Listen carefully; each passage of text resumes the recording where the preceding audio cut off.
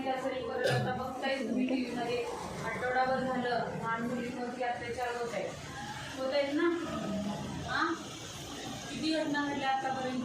10 घटना झाल्या आपल्या इथं महाराष्ट्रामध्ये. तर ह्या घटना का घडत आहेत? तर तुम्हाला नंबर दिला जाईल, पोलीस स्टेशनचा नंबर दिला जाईल आणि डायल 112 112 हा पोलीस टोल फ्री नंबर आहे. 112 वरती तुम्ही कॉल केला तर 10 ते 15 मिनिटांमध्ये तुम्हाला मदत मिळते. बरोबर आहे.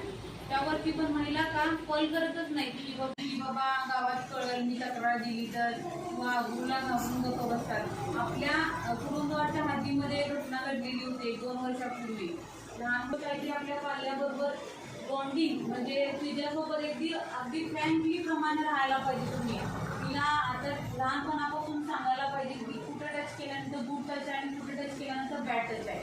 गुड टच बॅड टच हे शिकवलं पाहिजे. मुलांना आपण आपला मोबाईल नाही दिला पाहिजे. मोबाईल बघून मुलांचे हावभाव चेंज होतात आजकालच्या ह्याच्यात. घडतंय की नाही? किती घटना घडतायत अशा. आपल्या मुलीसोबत आपल्या पाल्यासोबत तुम्ही एकदम फ्रँकली प्रमाणे बॉन्डिंग ठेवा. त्यांच्याकडे लक्ष द्या. त्यांना गुड टच बॅड टच काय ते सांगा. युट्यूबवरती गुड टच मध्ये कोण एखादा टच करत असेल, एकदा टच करत असेल तर चुकून झाला असेल तर ठीक आहे. वारंवार जर टच करत असेल तर तो बॅड टच आहे ना. ज्या त्यावेळी तुम्ही पायाची चप्पल काढून मारलं पाहिजे की नाही, माहित आहे घटना.